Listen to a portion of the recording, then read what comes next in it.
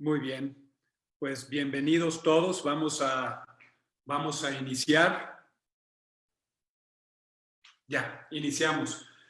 Muchas gracias a todos por acompañarme, por darme la oportunidad de estar con ustedes hoy por la tarde. Mi nombre es Agustín Paulín. Yo soy director de desarrollo de la Facultad de la Escuela de Ciencias Sociales en el TEC de Monterrey.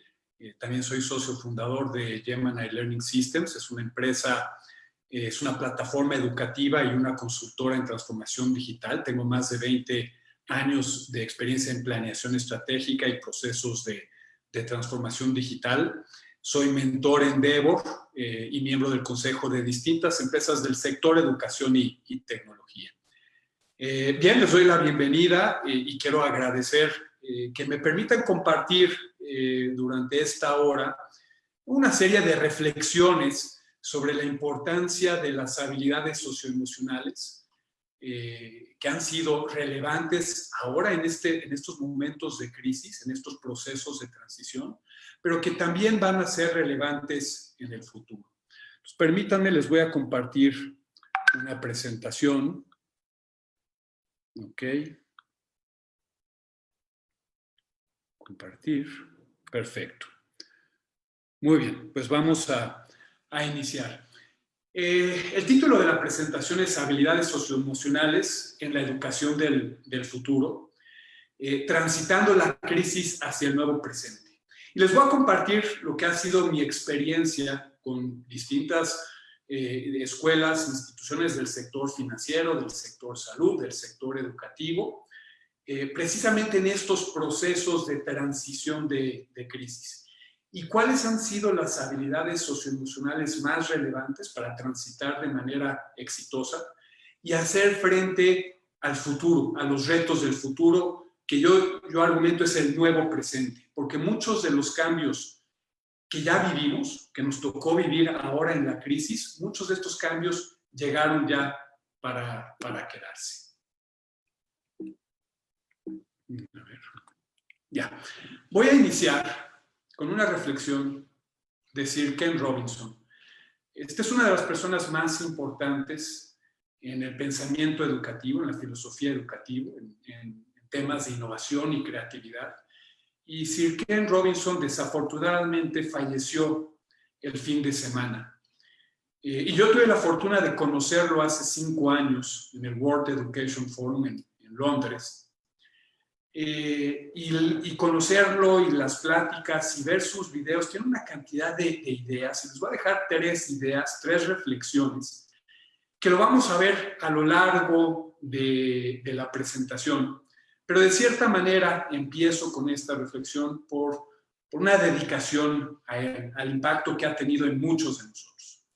Y él nos decía, si no estás preparado para equivocarte, nunca se te ocurrirá nada original.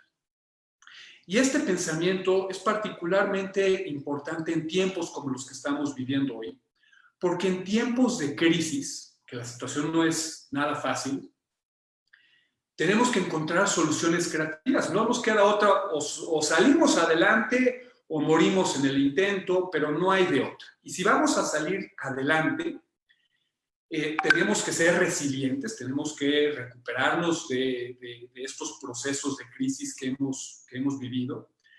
Tenemos que conectar con los clientes y entender cuáles son los problemas que ellos están viendo, ser empáticos, ¿verdad? Entenderlos. En nuestro caso, en el caso del TEC, es entender a los profesores, entender a los estudiantes, entender a sus familias, a sus papás. Y entender significa saber qué problemas están viviendo ellos, porque la solución la construimos todos. Y la solución, estamos en un momento de aprendizaje, estamos aprendiendo todos, implica también esta posibilidad de equivocarnos. Pero si nosotros no nos damos esa oportunidad de equivocarnos, nunca vamos a generar nada original. Y como van a ver, uno de los aspectos críticos para el futuro es esta capacidad creativa. Sir Ken Robinson tenía también muchas ideas, pero dos más que a mí me gusta mucho mencionar. La primera es que la escuela nos enseña, nos conforma a un status quo. el modelo educativo estandarizado nos enseña a pegarnos a reglas, a pegar ciertas metodologías, pero mata la creatividad, y lo vamos a ver más adelante. La creatividad, que se vuelve uno de los elementos más críticos para salir de manera exitosa de una crisis y de las crisis y amenazas que se nos presenten en el futuro. Y la otra idea que nos deja Sir Ken Robinson es también esta idea de que los estudiantes que están entrando hoy a la prepa o a la universidad, cuando terminan la carrera, van a trabajar en una empresa que hoy no existe, en una posición que hoy no existe. Entonces, la pregunta que nosotros nos tenemos que hacer como educadores, la reflexión es, ¿estamos enseñando lo correcto para los estudiantes? Porque nosotros hoy, y la mayoría de las escuelas y de las instituciones educativas, seguimos enseñando bajo un modelo que se diseñó para la revolución industrial. Obviamente hay muchos casos que ya han reflexionado y han avanzado. En particular, a mí me gusta mucho mencionar, obviamente, el caso del TEC de Monterrey, con el modelo TEC, que es un proceso innovador, de futuro, de vanguardia, que toma en consideración este nuevo contexto. Y sobre esto va a ser la plática. Definitivamente la crisis nos ha enseñado mucho, pero estamos precisamente en un momento de cambio. No ha sido fácil para nadie, ¿sí? Seguramente todos nos hemos visto afectados de una u otra manera por la crisis. A lo mejor nosotros o un familiar le dio el coronavirus, posiblemente una persona a lo mejor perdió el empleo o vio disminuidos sus ingresos. Y en cualquiera de los casos, pues sí hemos perdido libertades. No podemos salir ahora al cine, a los restaurantes, como lo hacíamos hace unos 6 meses, ¿sí? Entonces, si la crisis nos ha enseñado algo, es que todo está conectado, que ha sido de impacto global, impacto en lo económico y en lo social. También nos ha enseñado que los procesos de transformación digital se aceleraron, particularmente en el caso del TEC. Alrededor de a mitades de marzo, suspendimos clases una semana y en una semana capacitamos a más de 12,000 profesores y preparamos más de 50,000 clases de un modelo presencial a un modelo en línea. Y terminando esa semana, por primera vez en la historia del TEC de Monterrey, el 100% de la oferta educativa fue de manera digital con Zoom. Todos los vivimos, todas las escuelas los vivimos. Todas las empresas de la noche a la mañana implementaron procesos digitales, juntas a distancia, Zoom, y eso implicó nuevos riesgos. Todos recordaremos los Zoom bombings, ¿verdad? Que implicó cambios y desarrollos por parte de Zoom para ofrecer una plataforma más segura. Nosotros como consumidores también ya cambiamos. Ya no vamos a los restaurantes, sin embargo, podemos adquirir comida de los restaurantes, tener experiencias con un chef que te enseña a cocinar. Ya dejamos de ir al supermercado, si antes íbamos al súper, ahora hacemos una mayor cantidad de compras de manera digital. Nuestros estudiantes, nuestros jóvenes también ya cambiaron, ya se dieron cuenta que a pesar de los retos y de las dificultades, pueden aprender en línea, ¿no? No es lo mismo, no, hay retos, sí, hay dificultades, sí, pero estamos brincando esas barreras. Otro de los aprendizajes, y de manera desafortunada yo diría, es que las crisis acentúan las diferencias. Antes de la crisis teníamos diferencias en qué, en acceso a la educación de calidad, en acceso a la justicia, acceso al sistema financiero, acceso a servicios de salud, ¿sí? Y estas diferencias eran por nivel socioeconómico, por zona geográfica o inclusive por género. Y la crisis ahora acentúa las diferencias y es un momento para nosotros para reflexionar. Nosotros que tenemos la oportunidad de estar hoy aquí, el día de hoy, y convivir, y que hemos tenido la fortuna de seguir conectados en línea, de seguir trabajando en línea, se nos presenta una oportunidad y una responsabilidad, porque al final la crisis tenemos que salir todos juntos. Y hoy sabemos que los jóvenes, que los niños de niveles socioeconómicos bajos no tienen el mismo acceso a educación de calidad que nosotros, nuestros hijos o muchos de nuestros hijos, o acceso de servicios de salud. En el caso de género sabemos que son las mujeres las que han sufrido mayor pérdida de empleo de manera proporcional, que la brecha salarial también se ha incrementado. Y estas son diferencias que existían previamente y que habíamos hecho un gran trabajo por cerrar el gap, cerrar la brecha entre estas diferencias, pero que las crisis la acentúan. Hacia adelante, ¿esto qué implica? Tenemos que prever y tenerlo en mente para cuidar siempre de las poblaciones desprotegidas en las crisis que vamos a ver en el futuro, porque seguramente volveremos a ver más crisis. Ni ha sido la primera, ni va a ser la última. Estamos en un entorno donde prevalece el miedo y la incertidumbre, y eso independientemente de la crisis. ¿Esto qué quiere decir? Que la reactivación económica va a tardar seguramente más de lo que esperamos. En un estudio de Economist que estaba leyendo el día de hoy, estiman que para México estaremos regresando a los niveles previos de la pandemia, en términos de la economía, para el segundo trimestre del 2015. Esto quiere decir que va a durar más de lo que esperábamos. Va a haber más cambios y serán más acelerados. Hace 10 años nos tocó, muchos de nosotros lo recordaremos, el H1N1, fue una crisis. Muchos de los negocios también se suspendieron. No tuvo el mismo impacto y el mismo alcance. Sí fue global, no con las mismas consecuencias que la que estamos viendo del coronavirus, pero lo tuvimos. Eso quiere decir que lo vamos a tener en el futuro también. Eso quiere decir que estamos aprendiendo a responder cada vez mejor y más acelerada a estas crisis que vamos a enfrentar. Y si algo me gusta pensar es que nuestros hijos, yo estoy en un proceso de aprendizaje, igual que muchos de ustedes, pero para nuestros hijos esto va a ser la nueva normalidad. Ellos de este proceso van a salir muchísimo más fortalecidos, con una mayor cantidad de conocimientos, de competencias que les van a permitir hacer frente de manera exitosa a los retos que se les presenten en el futuro. Y un último aprendizaje, de muchos más, pero uno que les dejo, es un proceso donde todos estamos aprendiendo. ¿Y por qué es esto importante? Porque aprender significa equivocarnos en el proceso, ¿sí? Significa fracasar, significa probar, intentar, equivocarnos, fracasar, pero aprender de eso, ¿sí? Y encontrar nuevas soluciones. Lo relevante de este aprendizaje en particular es que no todos estamos dispuestos como personas o como organizaciones. La cultura organizacional no está abierta a equivocarnos y a fracasar, ¿sí? Lo penalizamos. Y si esa es la cultura, tenemos que reflexionar sobre esto, porque entonces, como decía Ken Robinson, nos estamos impidiendo la oportunidad de crear soluciones, nuevas soluciones, ¿sí?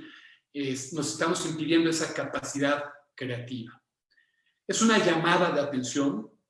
Esta crisis para mí ha sido, además, momentos de reflexión, una llamada de atención y también de mucho agradecimiento, ¿verdad? Creo que hay mucho que agradecer, particularmente para mí este momento, el poder compartir con ustedes, estando yo de salud, mi familia de salud, y espero que ustedes se encuentren igual. Son momentos que tenemos que agradecer. Pero sí es una llamada de atención porque pues ahora es el coronavirus, luego viene la recesión, luego viene el cambio climático, y como vamos a ver más adelante, ¿sí? Los siguientes cambios, que podrán ser otras pandemias seguramente, otras recesiones, pero principalmente van a venir de los procesos de innovación disruptiva que ponen siempre en amenaza y de manera continua nuestro modelo de trabajo, nuestra forma de trabajo, nuestros modelos de negocio. Y lo vamos a ver un poco más adelante. Sobre la resiliencia, la empatía y la creatividad, que han sido tres habilidades socioemocionales que han sido particularmente importantes en las personas y en las organizaciones para salir adelante. cuando yo en los distintos ejemplos que he hecho y les pregunto a las personas cómo se sienten hoy, y si yo les hago, y ahorita les voy a hacer esta pregunta, y les pido si pueden entrar a esta página, www.menti.com, desde su celular o su computadora, ingresan ese código y contesten en una sola palabra cómo se sienten el día de hoy. Pueden contestar hasta 3 palabras, pero traten de que sea una sola palabra. Y ahorita vamos a ver los resultados. Pero cuando yo he hecho esta pregunta, ahorita voy a cambiar la pantalla para que ustedes puedan ver. Cuando yo he hecho esta pregunta, y yo puedo asumir que ahora que ustedes respondan, sus sentimientos van a estar reflejados en alguna de estas palabras. La gente se siente preocupada, se siente angustia, se siente con miedo, se siente sensible, se siente extraño, se siente solo, triste, ¿verdad? Por otro lado, también hay otras personas que se sienten valientes, que ven esto como una oportunidad de reflexión. Es una polaridad de emociones. Pero lo importante en estos procesos de transición de crisis es ser consciente de estas emociones. Y voy a pasar ahora, muy bien, ya tengo aquí, tenemos 27 respuestas. Y vemos distintas emociones. Fíjense, está desde cansado, optimista, y se nota esa polaridad. Desde estresado, ansiosa, con miedo, cansada o cansado, preocupado, estresado, triste, por un lado, pero por otro lado también optimista, feliz, tranquilo o tranquila. ¿Sí? Tenemos 58 respuestas. Entonces, y estas son las que ahorita, las que están al centro y las más grandes son las que un mayor número de personas está respondiendo. Entonces, resalta optimista, está al centro, pero también preocupado, cansado, ansioso, está por ahí. Vemos esta polaridad. ¿Por qué es importante? Porque nuestras emociones, ¿sí?, determinan nuestra capacidad de pensar, nuestra capacidad de tomar decisiones, nuestra capacidad de encontrar soluciones creativas. Si yo estoy preocupado o angustiado, mi capacidad de formular una solución creativa se ve disminuida. Pero si estoy optimista, si estoy feliz, mi capacidad de colaborar, de aportar, de buscar y de generar más ánimo y encontrar una solución creativa, se ve acentuada o se ve fortalecida. Y por eso es que una de las principales habilidades en estos procesos de crisis ahora es la empatía. Primero la empatía para entender, ser empáticos con nosotros mismos, entender cómo nos sentimos. Al ser empáticos con nosotros mismos, yo puedo ser empático con mi equipo de trabajo y puedo ser empático con mi cliente. Y al ser empático con mi cliente, puedo ofrecer una solución de valor para él, ¿sí? Porque me tengo que reinventar. Estos momentos, las crisis, son momentos para consolidarse y para reinventarse. Y resiliencia es la otra, porque efectivamente hemos tenido esta amenaza de la crisis que nos ha afectado, pero sin embargo tenemos que recuperarnos, tenemos que volvernos a levantar, recuperar la forma anterior y salir adelante. Y salir adelante con soluciones creativas. Si su escuela, si su negocio, si ustedes, ¿sí?, si su propuesta de valor, lo que ustedes le entregan a la sociedad, a su equipo de trabajo, es la misma propuesta de valor de principio de año, a lo mejor su propuesta de valor ya no es relevante o ya no es significativa. ¿Por qué? Porque nuestro equipo de trabajo ya cambió, nuestros clientes ya cambiaron. Y esto es lo que la crisis nos ha enseñado. Y la pregunta es, nosotros en el sistema educativo, en las escuelas, desde kinder, primaria, hasta educación superior, ¿estamos enseñando eso? ¿Sí? Porque todos tenemos que pasar por este proceso de transición, de entender quiénes estamos siendo hoy frente a esta crisis, pasar por una zona de miedo, esta zona donde al inicio le echamos la culpa a alguien más de todos los problemas, a Trump, al gobierno actual, a la economía, a los chinos, a todos le echamos la culpa, pero no somos parte de la solución. Ese momento ustedes recordarán, y además yo también lo hice, cuando el gobierno a mediados de marzo anunció que iban a cerrar los negocios, pues yo fui al súper a hacer mi primer carrito grande. Mi carrito era solo un carrito, pero lo primero que hubo en mi carrito fueron esas bolsas de papel de baño. Quién sabe por qué, pero son esas compras de pánico que me dieron cierta seguridad. Todavía ahí los tengo, pero es esa zona de miedo. Y tenemos que vivirlo, ¿verdad? Tenemos que entenderlo, reconocerlo y vivirlo para pasar a esta zona de aprendizaje, donde vamos a ser empáticos, ¿sí? Con nosotros mismos, con nuestros colegas, y vamos a entender que todos estamos tratando de encontrar una solución y que todos estamos tratando de dar lo mejor de nosotros mismos. Y una vez pasando por esta parte de empatía, vamos a llegar ya a la zona de crecimiento, donde ponemos nuestros talentos a disposición de los demás. En el caso del TEC, el TEC puso toda su infraestructura de investigación, toda su infraestructura del sector salud y toda su infraestructura de apoyo emocional a la sociedad en general, no solo a los estudiantes o no solo a la comunidad directa del TEC, sino a toda la comunidad. Y como eso tenemos muchos ejemplos, ¿sí? Ejemplos de organizaciones que han sido creativos, que han sido empáticos, que han sido resilientes y han conectado no solo con su cliente, sino con la sociedad en general.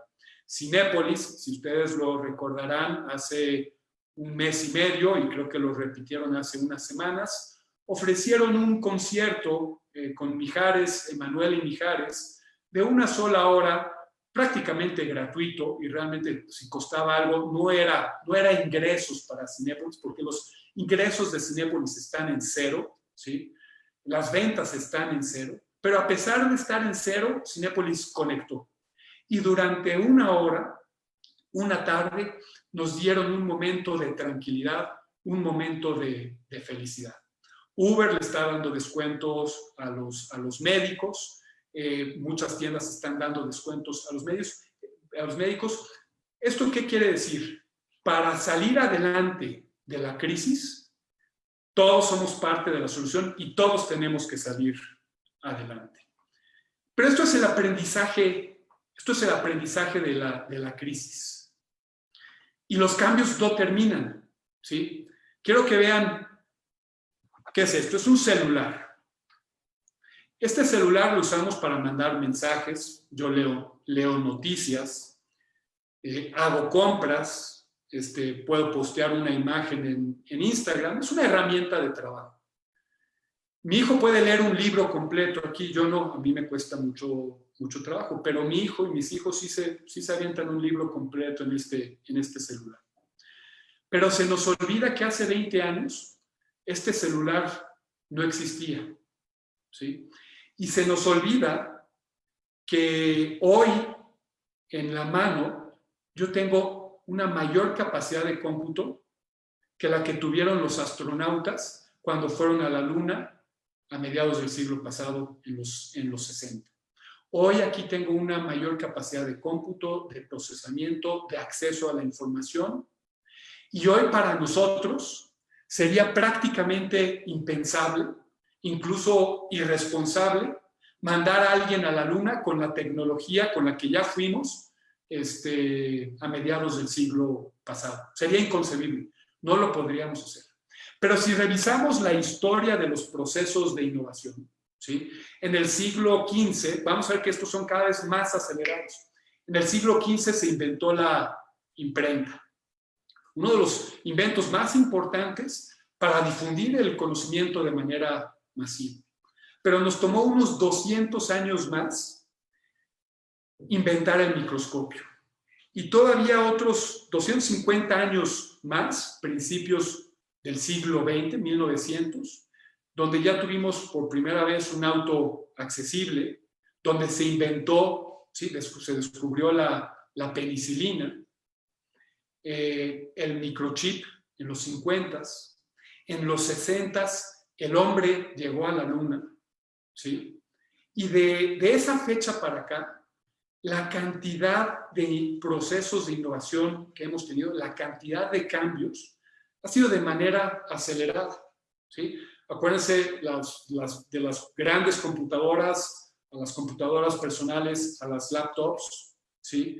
Los celulares, el iPhone, los últimos 20 años, 15 años, el sistema operativo de DOS a Microsoft, los primeros buscadores de American Online, luego Google, ¿sí? Hoy ya tenemos autos híbridos, ya tenemos autos que se manejan solo. A mí hace unos meses me tocó ver ya en la Ciudad de México un auto que se maneja solo.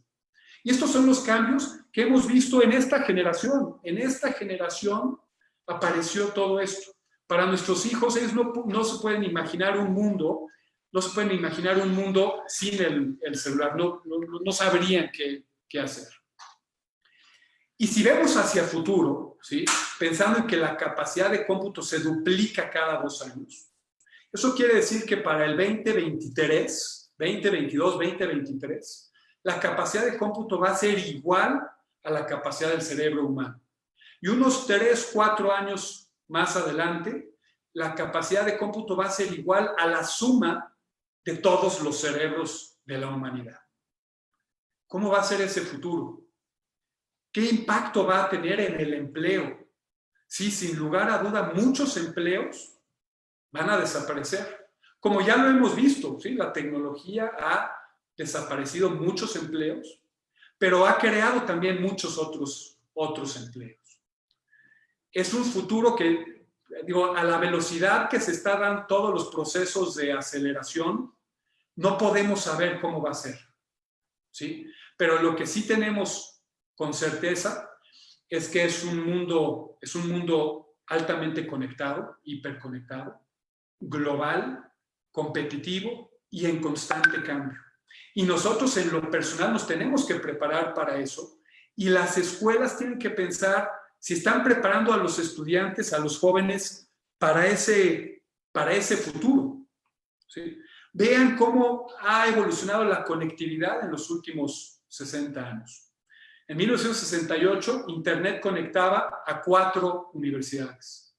Para el 2010, todas las personas estaban conectadas. No todas, ¿verdad? Pero próximamente van a estar todas. Pero en México ya hay más de 80 millones de celulares. Un 90% de la población adulta está conectada de una u otra manera. Y para el 2020 no solo las personas, todas las cosas van a estar conectadas. Es un mundo totalmente distinto. Es un mundo que nos permite acceder a los mercados globales. Nada más para que se den una idea, vean lo que a las distintas industrias les tocó alcanzar 50 millones de usuarios. A los automóviles le tomó 62 años llegar a 50 millones de usuarios. A la televisión le tomó 22 años. A los celulares alcanzaron 50 millones de usuarios a los 12 años. Internet alcanzó esa cantidad de usuarios en 7 años. Facebook 3 años, Twitter 2 años, Instagram llegó a 50 millones de usuarios en 17 meses. Y Pokémon Go, ese juego hace unos años, logró los 50 millones de usuarios en tan solo 19 días. Hoy la competencia es global. Y para quien no lo cree, ¿sí? Para quien diga, no, es que la globalización solo nos toca a las zonas urbanas. Hoy podemos comprar en Liverpool artesanía tarahumara fabricada en China. ¿Eso qué quiere decir? Que inclusive, ¿sí?, los indígenas tarahumaras, los artesanos tarahumaras, están compitiendo con personas en todos lados del mundo. La competitividad ya llegó a todos los rincones. La globalización ya llegó a todos los rincones. Y vean todo lo que sucede ahora en un minuto, ¿sí? Más de 200,000 sesiones de Zoom en un minuto. 400,000 horas de streaming de video en Netflix. Más de 500,000 posts de Facebook y de Instagram por minuto, cada minuto. 40 millones de mensajes en WhatsApp y Amazon entrega casi 7,000 pedidos cada minuto. Es una economía totalmente distinta a la que a mí me tocó vivir y en la que yo crecí.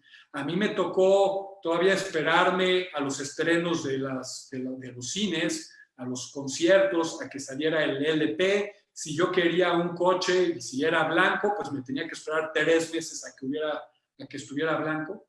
Pero nuestros jóvenes ya viven en otro mundo y sus expectativas son distintas. La expectativa de ellos es una experiencia, una gran experiencia digital, sobre demanda, ¿sí? Entrega en la casa y en el momento y cuando ellos quieren.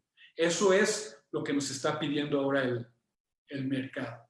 Y todos estos procesos de innovación también han tenido su impacto en la expectativa de vida de las empresas y por lo tanto en la manera en que las empresas contratan a la gente y también la manera en que los jóvenes deciden qué van a estudiar en el futuro. En 1955 la expectativa de vida de una empresa era de 60 años. Para el 2016 la expectativa de vida de una empresa Standard & Poor's era de 24 años y sigue disminuyendo y va a ser 10 años en los próximos. Y estas son empresas Standard & Poor's. Yo podría pensar que empresas que no están en este segmento, su expectativa de vida es menor, ¿sí? Pero ¿esto qué impactos tiene? Cuando yo estudié, ¿sí? Los profesores, la recomendación que me hacían los profesores, lo mejor que tú puedes hacer y me decían, la vida tiene 3 etapas. La etapa de estudiar, la etapa de trabajar y la etapa de disfrutar. Eran 3 etapas claramente definidas y una detrás de otra, secuenciales. Y lo mejor que puedes hacer es contratarte en una empresa donde te vas a casar con esa empresa, vas a crecer en esa empresa hasta que te jubiles. Y bajo esa lógica hace sentido, entonces, que yo iba a invertir 4 años de mi vida, 4 años de mi tiempo y de mi dinero en una carrera, porque iba a recibir el retorno de esa inversión de trabajar en una sola empresa a lo largo de 40 años. Pero si el joven hoy sabe que no va a trabajar en esa empresa más de 5 años, tal vez 10, porque la va a sustituir otra nueva, y que todo lo que aprendió lo va a tener que volver a aprender, la pregunta que los jóvenes ya se están haciendo hoy, ¿sí?, es si realmente vale la pena invertir 4 años de su vida en tiempo y en dinero, porque el retorno no lo van a recibir, ¿sí?, al contratarse en una empresa por 10 años, a menos de que les paguen una millonada, pero eso tampoco va a ser, porque está la presión de la oferta laboral también, hay mucho talento. Entonces, las decisiones de nuestros jóvenes son distintos. Nosotros como escuela tenemos que visualizar eso para ver hacia dónde tenemos que evolucionar. ¿Qué tan pertinentes son las carreras o cómo deben de ser las carreras? Y vamos a ir hablando de esto más adelante. Pero bien, el mundo hoy definitivamente hiperconectado, altamente competitivo, global en todos los rincones y en constante cambio. Y este no es el futuro, este es el presente de nuestros hijos. Y nosotros tenemos que ya estar educando a nuestros jóvenes para este presente. La pregunta es, ¿ya lo estamos haciendo? ¿Sí? Quiero pedirles ahora que me contesten ustedes esta siguiente pregunta y la siguiente parte de la presentación. Vamos a ver cómo han evolucionado las escuelas, si las escuelas se están adaptando a estos nuevos paradigmas. Les pido que entren a la página y contesten esta pregunta. ¿Cómo te hiciste experto en lo que haces? Si lo pueden hacer en una sola palabra, mejor. Creo que es difícil, pero por lo menos frase pequeña. Déjenme regresar a... Perfecto. Ok. Muy bien. Muy bien. Aquí...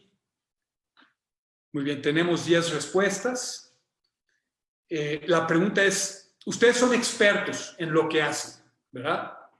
Con muchos años de experiencia, seguramente.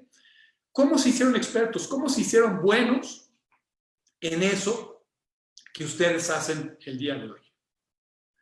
Tenemos ahorita 22 respuestas y las respuestas van, al principio va practicando, estudiando, con experiencia, años de trabajo, investigando, ¿sí? Experimentando, a prueba y error, con compromiso. Muy bien, ya tenemos unas 60 respuestas. Si yo estas respuestas las agrupo en 3 grandes categorías, la primera es estudiando, aprendiendo, investigando, ¿sí? Tenemos que saber, entender el problema. La segunda es practicando con el ejemplo. Y la tercera, que va muy asociado, la parte de experiencia, a prueba y error, equivocándome, ¿sí? La parte de práctica significa equivocarme y aprender de estos errores. Y hay estos 3 grandes elementos. Aquellos que nos acompañan hoy y que son del TEC del Monterrey, creo que ven una similitud muy, muy importante con nuestro modelo educativo, TEC 21, un modelo flexible, un modelo de aprendizaje basado en retos. Y en esos retos que hay, tenemos los componentes disciplinares, donde los estudiantes aprenden, investigan, conocen del problema, pero también practican, resuelven y proponen una solución a ese problema.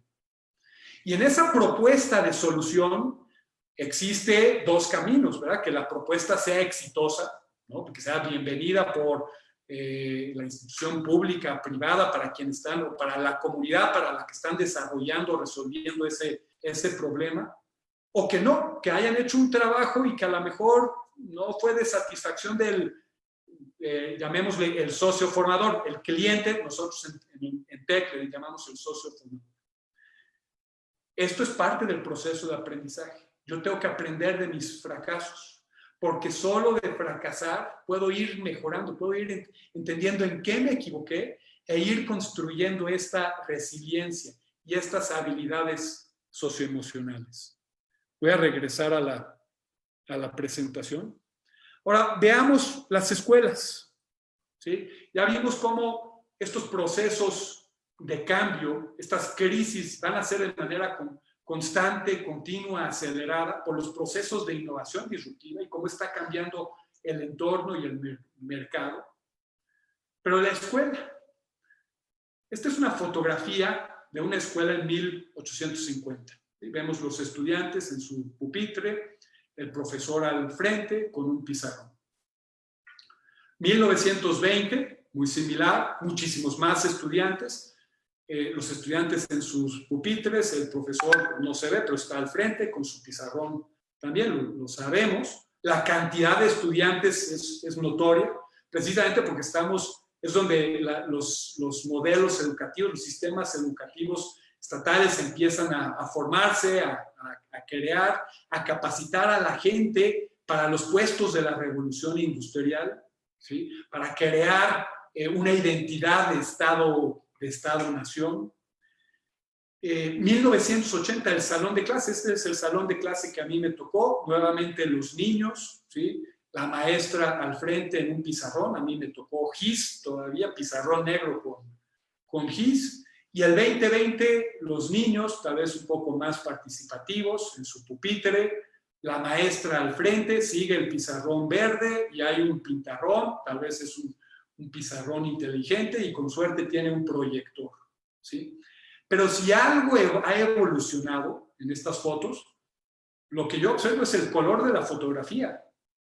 Pero fuera del color de la fotografía, el salón de clases sigue siendo exactamente igual.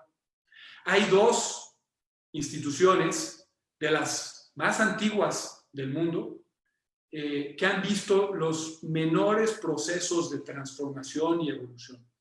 Uno es la iglesia, las instituciones religiosas, y la otra es la escuela y el salón de clase. Es un momento para repensar, ¿verdad? Y nos encontramos con esta disyuntiva de que tenemos salones de clase, ¿sí?, que se diseñaron en el siglo XIX. Profesores que nacieron y estudiaron en el siglo XX y estudiantes que nacieron en el siglo XXI. Y la pregunta que nos tenemos que hacer es, nosotros como profesores y como directores, directivos, dueños de escuela, es cómo hacemos que nuestra escuela, que el salón de clase y el profesor alcancemos a los estudiantes, porque los estudiantes ya se nos están yendo, los estudiantes ahora nos están jalando a nosotros, porque la manera en que los estudiantes aprenden hoy ya cambió, ¿sí? Este modelo, el modelo tradicional de las escuelas, no motiva. Este es un estudio de hace varios años donde revisan, investigan, analizan el nivel de motivación con el que el niño va a la escuela. Y en kinder los niños van con 95% de ganas al salón de clase. Pero conforme pasan los años, el nivel de motivación va disminuyendo y para secundaria ya es menos del 50%. Es por eso también que observamos altos niveles de deserción en esos niveles. Nuestro modelo educativo ya no está respondiendo a las expectativas, a la motivación de nuestros clientes. Y si bien, claro, yo no puedo pedirle a un niño de 6, 7, 8 años, porque no es mi cliente, oye, ¿cuáles son tus expectativas? Si yo me voy a adecuar, claramente algo el modelo tradicional no está haciendo algo bien. La capacidad creativa, a lo que se refería Sir Ken Robinson. Este es un estudio de George Land con análisis de Atty Kearney, una prueba de creatividad diseñada por la NASA que lo aplicaron a 1,600 niños y luego adultos de distintas edades. Y al inicio, los niños de 4 años, su capacidad creativa es casi la de un genio, 95% de capacidad creativa. Pero conforme transcurren los años, nuestra capacidad creativa, ya cuando somos adultos, se disminuye a 2%. ¿Sí? Y si bien la única causa no es la escuela, sí sabemos que el modelo de educación tradicional nos enseña a conformarnos, a pegarnos a las reglas. Es un sistema de educación estandarizado, ¿sí? Y que va disminuyendo nuestra capacidad creativa. Esa capacidad creativa que hoy, y para transitar la crisis hoy y para enfrentar los retos del futuro, es una de las habilidades socioemocionales más relevantes que tenemos que enseñar. Las escuelas, todo esto se traduce en un muy bajo desempeño académico. No voy a entrar en más detalles, pero los resultados de PISA son alarmantes. En los últimos 20 años no hemos avanzado y en México somos el último país. Llegar al promedio de la OCDE, al ritmo que vamos, nos tomaría 25 años. Y esto es un gran problema porque si hay una relación entre talento y competitividad, ¿sí? O talento y desarrollo económico, la falta de talento tiene un impacto negativo en la competitividad. Entonces, si no hacemos cambios radicales ahora, en estos momentos, y se nos presenta yo creo que una gran oportunidad, estamos coartando las oportunidades de crecimiento de nuestros hijos y de futuras generaciones de nuestro país, ¿verdad? Pero se nos presenta una gran oportunidad. ¿Por qué? Porque la crisis sí aceleró los procesos de transformación digital y ahora tenemos que seguir con ese impulso para lograr la educación del futuro. Y como decía Ken Robinson, no es reformar, es transformar los sistemas educativos. La industria de la información y el conocimiento requiere pensamiento analítico, solución a problemas y cooperación. Entonces, son las habilidades que más se requieren para la economía de la información y del talento. un estudio que evalúa las capacidades y competencias que consideran las empresas al considerar desde 1968 hasta el 2005 aproximadamente. Las empresas cada vez se enfocan más en contratar a personas que sean buenos en procesos manuales rutinarios o no rutinarios, y cada vez más en personas que tengan comunicación, resiliencia y empatía, ¿sí? Y por otro lado, pensamiento analítico y creatividad. Porque a lo mejor esa persona no va a conocer, cuando llegue y lo contrate, no va a conocer las funciones que tiene que desempeñar, pero esa capacidad de resiliencia, de comunicación, de pensamiento analítico y creatividad le va a permitir aprender. Y como la empresa se va a estar innovando cada 5, cada 10 años, necesita gente que tenga esa capacidad de enfrentar los retos, ¿sí? De vivir los fracasos, reponerse, aprender, salir adelante, reinventarse y reinventar la empresa. Y eso es lo que están buscando ahora las empresas. Vean los empleos cómo han cambiado. Empleos que no existían hace 5 años, y no voy a mencionar a todos, pero por ejemplo, desarrollador de aplicaciones móviles, operador de drones, no existía hace 5 años. Empleos que van a existir en los próximos años, nanomédico, ¿sí? Piloto, arquitecto y guía turística, pero espacial. Diseñador de órganos con impresoras 3D. Son empleos que van a existir en los próximos 3 años. ¿Estamos ya enseñando para eso? A lo mejor la tecnología no existe, pero estamos desarrollando las habilidades socioemocionales que nuestros estudiantes van a requerir para ese futuro. Hay un marco, el marco de las habilidades del siglo XXI, planteado por la ONU, que dice que el mundo tiene 3 características: está altamente conectado, la comunicación y la colaboración global son factores esenciales, y el modelo educativo tiene que enseñar la creatividad, el pensamiento crítico, la colaboración y la comunicación, la ciudadanía digital, el balance entre trabajo y familia, porque ya no es el mundo donde esas 3 etapas eran secuenciales de estudiar, trabajar y disfrutar la vida. Ahora son, durante toda la vida, yo voy a estar trabajando, estudiando y disfrutando. Y las expectativas del talento son distintas. Y resiliencia, ¿sí? Entonces, ¿cómo es la educación del futuro? Sin lugar a dudas, los paradigmas actuales están cambiando. Están cambiando primero por los procesos de innovación tecnológica disruptivos y cada vez más acelerados. Están cambiando porque la expectativa de vida de las empresas cada vez es menor y entran nuevos modelos de negocio que requieren nuevas habilidades para los jóvenes. Y el otro factor que está cambiando también los paradigmas es el crecimiento de la población.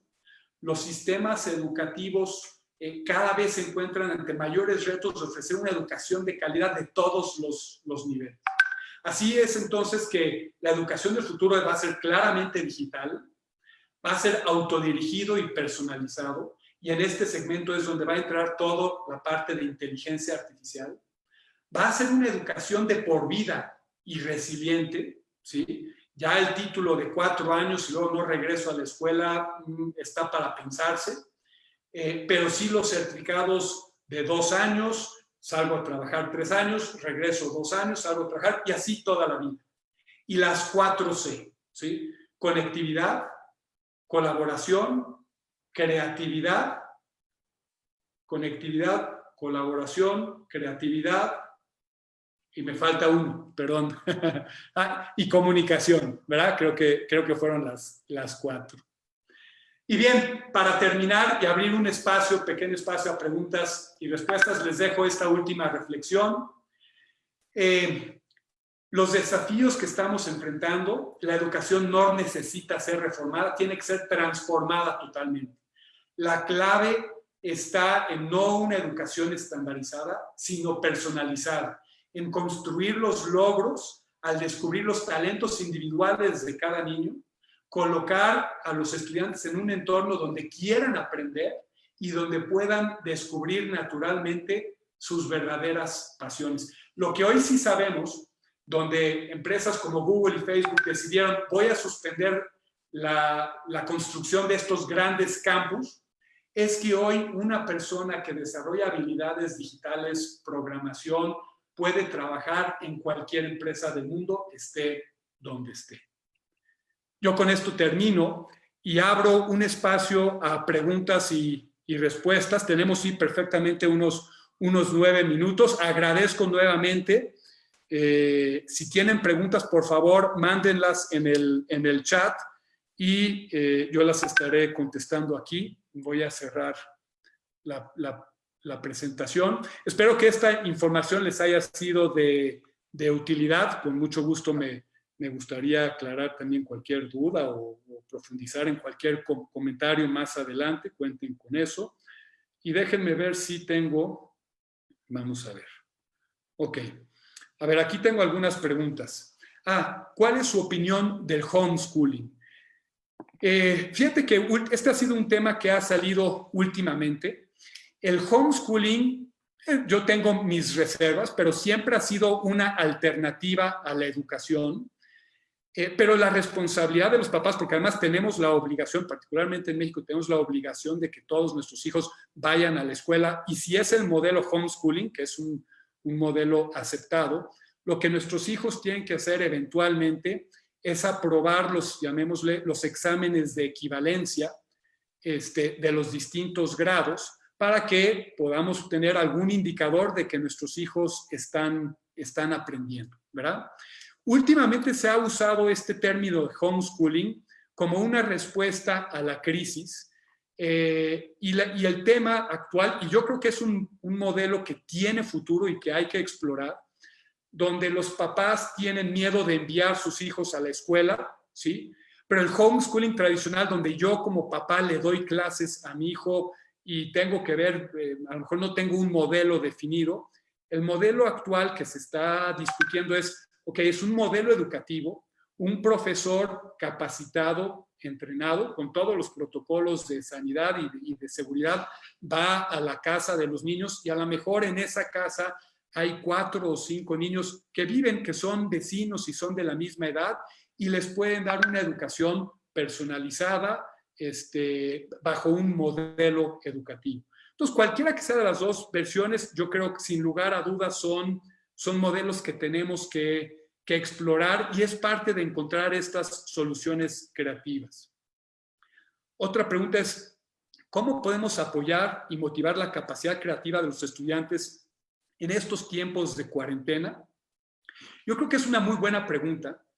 Y lo primero es reconocer que todos tenemos esa capacidad creativa, ¿sí? Todos nacimos con esa capacidad creativa, pero en estos procesos de la escuela o de los equipos de trabajo donde muchas veces sin darnos cuenta penalizamos cuando hacemos una lluvia de ideas y alguien dice, oye, ¿qué tal si hacemos alguna locura? Dijo alguna locura y todos decimos, no hombre, ¿cómo se te ocurren esas tonterías? Lo que estamos haciendo es que estamos lanzando una señal de conformarnos al equipo y de no compartir estas ideas que están locas. Entonces, una manera es trabajar estas habilidades de empatía, comunicación, colaboración, porque las ideas, ¿sí? Si yo creo un espacio, un entorno de comunicación y colaboración entre jóvenes de la misma edad, entre papás e hijos, entre papás y profesores, o estudiantes y profesores,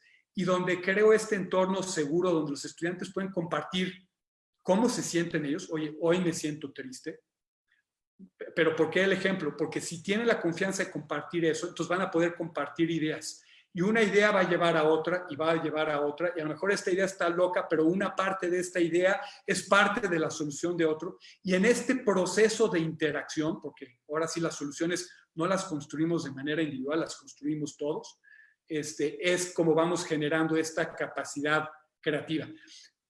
Un tema muy importante. ¿Recuerdan cuando les pregunté cómo se han hecho ustedes bueno en lo que hacen? Un componente es en la práctica. Bueno, practicar. La creatividad se practica. Hay que practicar, practicar y practicar. Aquí un comentario. Considero que el reto está en lograr la transformación de las aulas y de la educación a nivel sistema. no solo a nivel institucional. ¿Qué propone? Totalmente de acuerdo, pero dependiendo del ámbito, ¿verdad?, de cada persona, es distinto. Si yo soy una persona, si soy funcionario público, si trabajo en la SEP, bueno, tengo que ver a nivel sistema, pero si soy dueño de una escuela, dentro de la regulación, pues tengo que ver cómo puedo implementar modelos educativos, o si soy papá, pues tengo que ver cómo puedo hacer soluciones educativas. Pero sí, este es un problema sistémico porque nos afecta a todos. Y si ustedes saben algo, parte de la propuesta del TEC es incidir positivamente no solo en la enseñanza a nuestros estudiantes, pero en el entorno y la comunidad de nuestro país y de nuestra sociedad. Aquí hay una duda. ¿La vida de las empresas va a seguir reduciéndose? ¿En dónde podríamos encontrar oportunidad como emprendedores ante este paradigma? Bueno, sí, la vida de las empresas va a seguir reduciéndose. No sabemos cómo, cuándo, pero lo que sí sabemos es que los procesos de innovación son cada vez más acelerados y esos presentan amenaza para precisamente los modelos de negocio existentes. Y es por eso que hemos visto esta tendencia hacia abajo.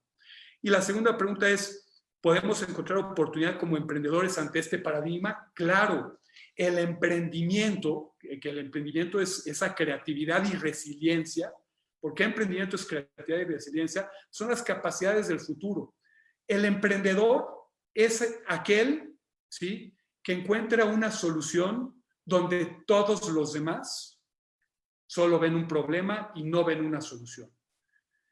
El emprendedor es aquel que sacó una iniciativa, fracasó, la volvió a plantear, mejoró, salió, volvió a fracasar hasta que finalmente llegó la solución correcta. Eso es resiliencia y eso es creatividad. Entonces sí hay mucho futuro para el emprendimiento. Y ya me queda una última pregunta, hay más todavía, pero para mantenerme dentro del tiempo establecido, yo todavía me voy a quedar aquí unos minutos más. ¿Cuál sería un equilibrio para los niños entre las actividades escolares virtuales y las actividades de esparcimiento que hoy por la pandemia están bien digital? Bien, yo creo que este es un tema muy importante. Yo he hablado de esto mucho con mis hijos. Ser resiliente, ¿sí?, implica también capacidad mental, implica capacidad física. Y la capacidad física también se desarrolla, se obtiene y se desarrolla en el esparcimiento, en el entrenamiento, en las actividades deportivas. A lo mejor hoy son por Zoom o son en un campo, pero son parte de. La capacidad de comunicación, la capacidad de negociación, son habilidades que sí se desarrollan en la interacción de los niños, en el juego, ¿sí?, en el juego día a día, ya sea en el jardín de niños, en el parque, y si eso no es posible, en el Zoom, ¿sí?, en la medida que los niños puedan jugar y establecer reglas y que alguien decida, bueno, yo voy primero y luego vas tú, esa capacidad de comunicación y esa capacidad de negociación son habilidades que los niños van desarrollando, sobre todo en las etapas tempranas. Muchos papás han decidido, sus niños de kinder, no enviarlos a la escuela este semestre. Yo no tengo niños en esa edad, pero seguramente también lo haría, es decir, tampoco enviaría a mi hijo a la escuela. Por seguridad, por preocupación, por salud de mis hijos. Sin embargo, no hay que olvidarnos que entre los 0 y los 5 años, el cerebro de los niños es cuando son una esponja, es cuando más conocimientos absorben. Entonces, una mala decisión sería no enviarlos a la escuela, pero que se pongan a ver tele todo el día. Si puedo, dentro de un ámbito seguro, tener estos espacios de interacción, colaboración por Zoom, o a lo mejor grupos muy pequeños de conocidos que sé que han mantenido sana distancia y se han cuidado, pero generar estos espacios de aprendizaje para los niños, importantísimo. Y un último comentario habla sobre la transformación del salón de clase. ¿Qué es el salón? Hoy el salón de clase ya nos dimos cuenta que es la casa, ¿sí? Antes nos asegurábamos que el salón de clase estuviera iluminado, estuviera limpio, con poco ruido, con nivel de oxigenación adecuado, ¿verdad? Para generar un entorno óptimo de aprendizaje para el estudiante. Hoy es la casa, porque nuestros estudiantes allí están en la casa. Nosotros tenemos que trabajar junto con los papás y los estudiantes, ¿sí?, en esa solución y asegurar que su entorno de aprendizaje también sea el óptimo para cada estudiante. Porque si el estudiante se siente agobiado, se siente presionado, se siente preocupado, no importa que tenga el mejor profesor enfrente, no va a tener las condiciones óptimas de aprendizaje y no va a aprender. Y finalmente, los nuevos espacios que se diseñen, ya sean físicos o virtuales, y tocando el tema de la creatividad, los espacios que fomenten la creatividad son estos espacios deliberadamente diseñados para crear estas colisiones de interacción social. ¿Qué son colisiones de interacción social? Espacios donde podamos, sin un formato estructurado, compartir ideas, discutir, debatir.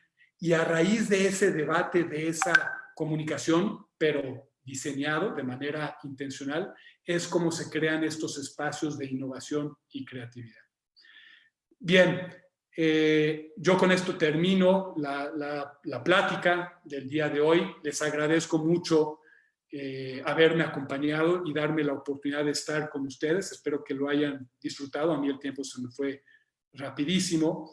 Les deseo una excelente tarde, les deseo un excelente el resto de la semana. Deseo también que se mantengan en salud ustedes, su familia. Y yo todavía me quedo aquí algunos minutos por si hubiera algún comentario. Aquí me quedo todavía un ratito. Muchísimas gracias a todos y tengan una bonita tarde. Espero verlos pronto en alguna otra oportunidad.